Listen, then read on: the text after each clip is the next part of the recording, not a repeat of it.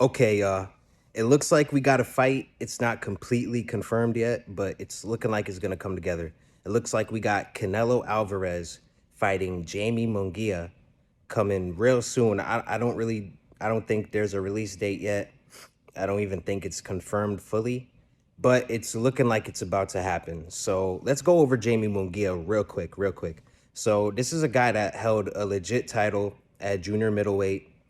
Then he went up to middleweight, got an intercontinental WBC title. It's not like an official title because pretty much Jermell Charlo was the undisputed king at middleweight.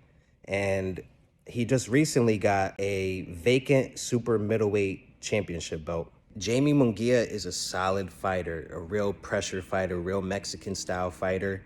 And he knocked out John Ryder, a guy that Canelo Alvarez went the full distance with.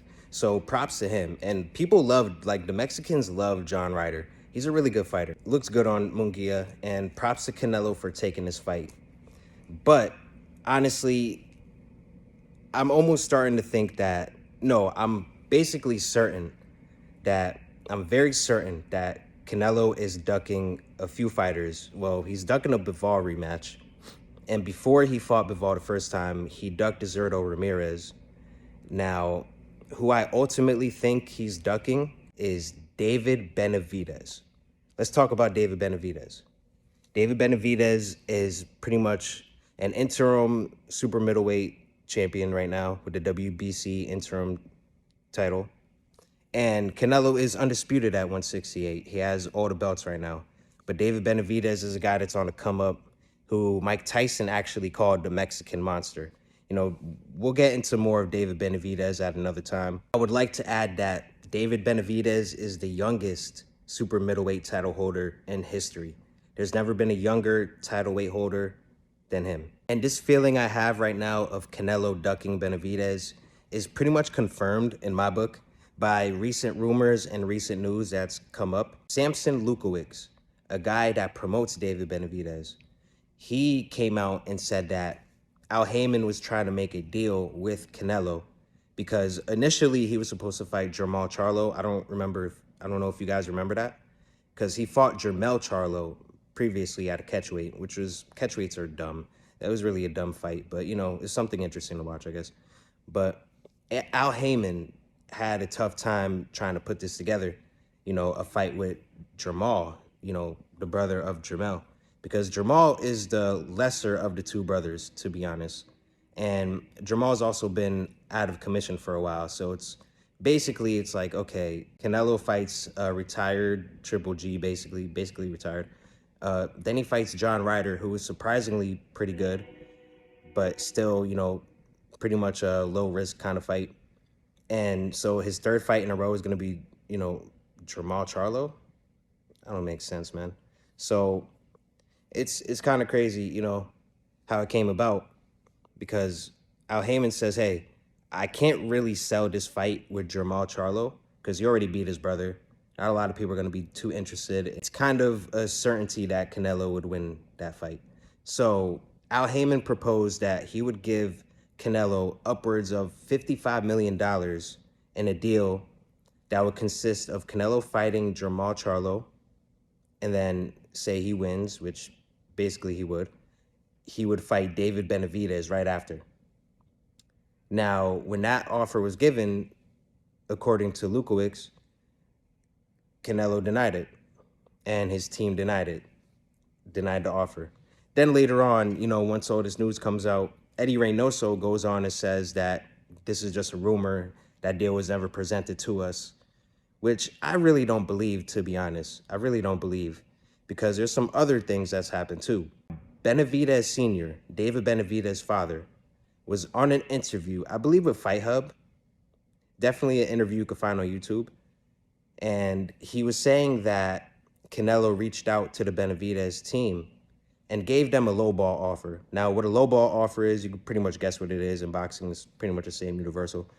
He gave an offer that was much less than Benavidez was worth and much less than what Benavidez was looking for to fight Canelo. And I believe that David Benavidez Sr. thought that this was Canelo trying to test the waters, which he later on said at the end of the interview that, yeah, he feels that Canelo is trying to test the waters. So at that point, they call Canelo's bluff and they say, we accept. Now, basically, they thought, okay, Canelo's probably not expecting us to accept this offer, but we're going to accept it just to show that we want to fight and that we're serious about fighting. And then once that happened, according to Benavidez Sr., Canelo's team stopped responding and stopped trying to be in contact with them. So it seems that Benavidez Sr. was pretty much right on calling their bluff. Now, I'm here as a boxing fan thinking about all of this, and I remember when Canelo fought Julio Cesar Chavez Jr. After that fight, sometime after that fight, I don't know if it was right after or like a year or two after, Canelo's on record saying that he would not fight another Mexican. He doesn't want to fight Mexicans. And at first I'm thinking, you know, that's pretty noble. He probably sees like the violence going on in Mexico, and maybe he wants to show some camaraderie worldwide to show that we're not always fighting each other. That's a pretty noble thing if that's the case. But I'm kind of conflicted on it now, because if you really don't want to fight Mexicans, then why did you choose to fight Jamie Munguia right now?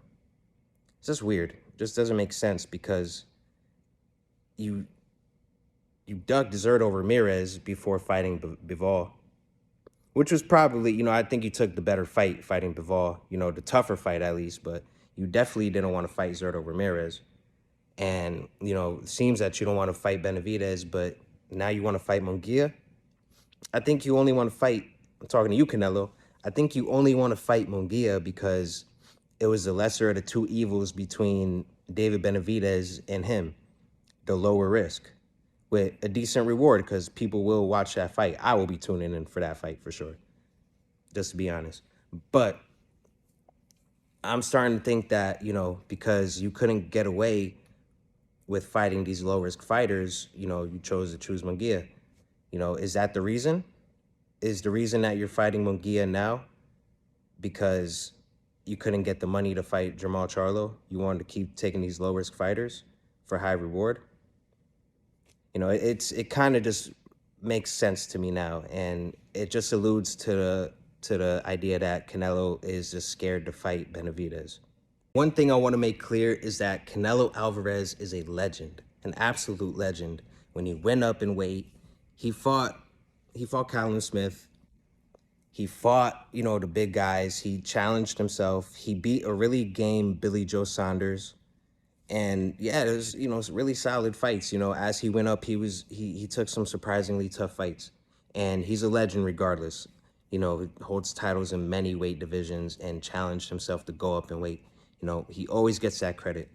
But I won't give him credit. I'm not going to give him credit for knocking out Kovalev, because Kovalev pretty much came out and said, you know, he was a fanboy of you before, you know, the whole fight. So it's like, you know, he was already softened up to you. He was already softened up to you. So I just, you know, and he's old at that point. I can't really give you credit on that fight. Also don't appreciate how you lowballed Dimitri Bivol for a rematch. Bivol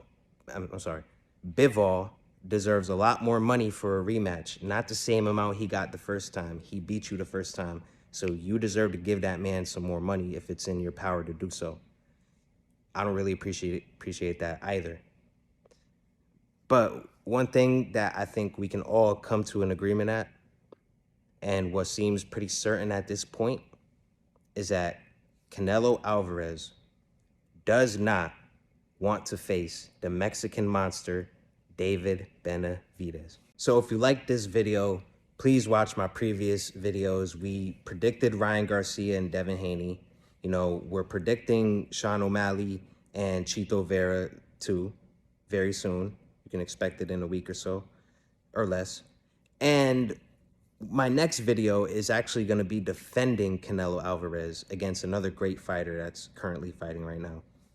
So, you know, just want to show that I don't completely hate these fighters. There's no hate in my heart, and just, I'm here to keep it real.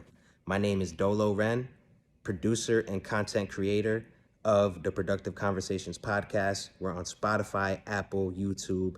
We upload reels on TikTok, Instagram, Facebook every week. We upload episodes every week. So go ahead, like, share, comment, subscribe, all that good stuff. Catch you on the next one.